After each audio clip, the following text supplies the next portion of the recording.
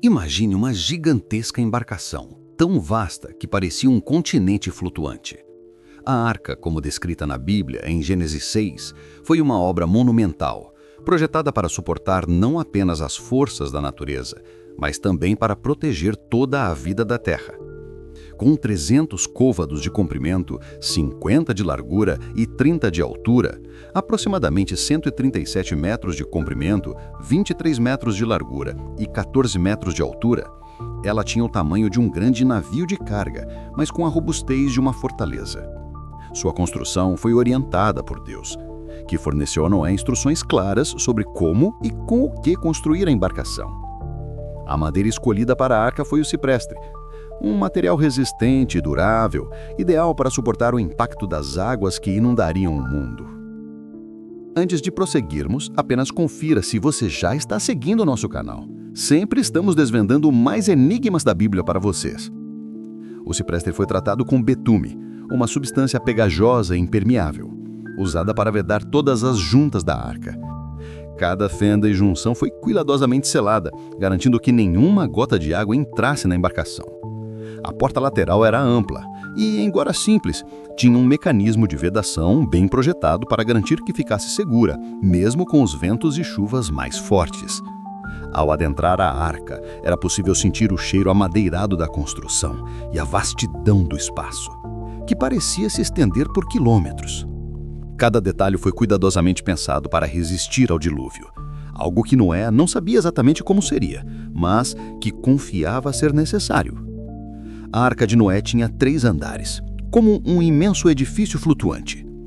O primeiro andar era destinado aos animais de grande porte, como elefantes, girafas, bois, entre outros. Esses animais precisavam de mais espaço e também de condições especiais para se manterem saudáveis. O segundo andar era onde ficavam os animais menores, como aves, roedores, répteis e insetos.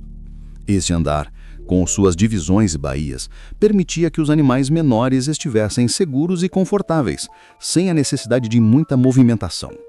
O terceiro andar era reservado para Noé e sua família, além de servir para o armazenamento de alimentos, sementes e outras provisões essenciais para a sobrevivência. Cada andar possui janelas pequenas no topo, ao longo da parte superior das paredes. Essas janelas eram fundamentais para permitir a circulação de ar e luz, pois, sem ventilação, a arca poderia se tornar um ambiente abafado e insalubre.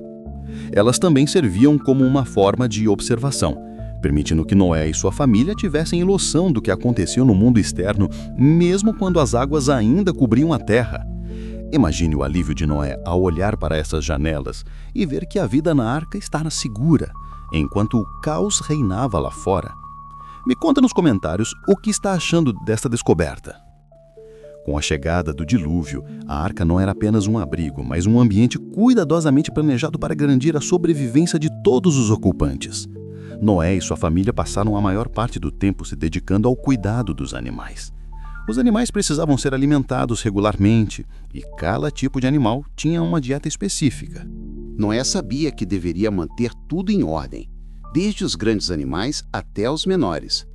Havia grandes armazéns de alimentos onde grãos, sementes e outros alimentos não perecíveis eram guardados, protegidos da umidade.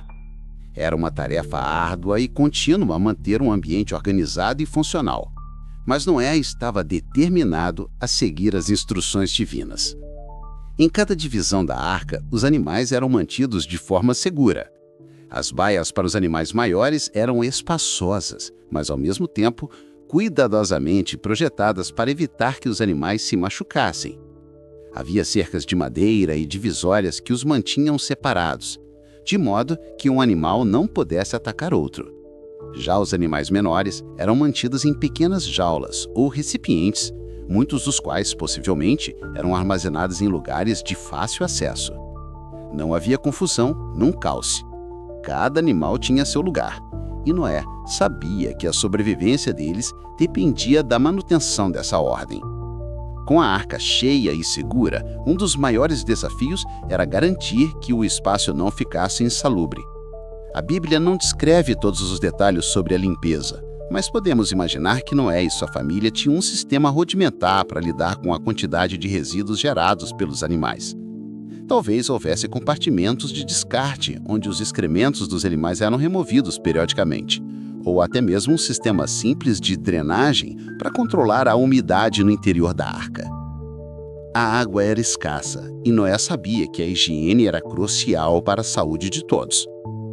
A ventilação na arca foi um ponto-chave para a sua sobrevivência. A estrutura fechada poderia facilmente se tornar abafada e insuportável, mas Deus forneceu a Noé uma solução: uma janela ao longo da parte superior da arca. Essa janela, talvez uma abertura contínua que percorria todo o comprimento da embarcação, permitia que o ar circulasse de dentro para fora, garantindo que a arca não ficasse sobrecarregada de umidade ou gases. A ventilação ajudava a controlar o clima interno, impedindo o acúmulo de calor e gases prejudiciais à saúde. Mesmo no meio do caos da tempestade, a arca se mantinha estável e segura. Enquanto as águas do dilúvio tomavam conta do mundo, a arca flutuava. Não havia terra visível, apenas o vasto oceano de águas profundas e tumultuadas. A cada dia, Noé e sua família cumpriam suas tarefas: cuidar dos animais, garantir que a alimentação fosse suficiente, fazer a manutenção da arca e se manter firmes na fé. Durante 40 dias e 40 noites, a chuva não cessou, e o mundo ao redor deles parecia desmoronar. Mas dentro da arca havia segurança. A fé de Noé foi o que manteve todos motivados, pois ele sabia que o fim da tempestade viria, e com isso, um novo começo. Depois de um tempo, Noé soltou uma pomba, esperando que ela pudesse encontrar um sinal de terra. Quando ela retornou com um ramo de oliveira em seu bico, foi o sinal de que a terra começava a emergir das águas. Noé sabia que era hora de preparar a arca para a descida ao solo. A espera havia sido longa, mas a paciência de Noé foi recompensada. Ele e sua família estavam prontos para sair, reconstruir o mundo e dar início a uma nova era. Quando as águas baixaram finalmente e a arca tocou o solo firme, foi uma grande alegria para todos os ocupantes. A vida na terra começava novamente.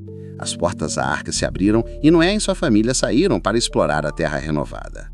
Mas, acima de tudo, a arca era o símbolo da promessa de Deus, um sinal de que a vida sempre se renova e que a obediência e a fé, mesmo em tempos de desesperança, trazem a salvação. A Arca de Noé não era apenas uma embarcação, mas uma obra-prima de design e sabedoria divina. Sua construção e organização refletiam uma cuidadosa atenção a cada detalhe necessário para a sobrevivência dos seres vivos.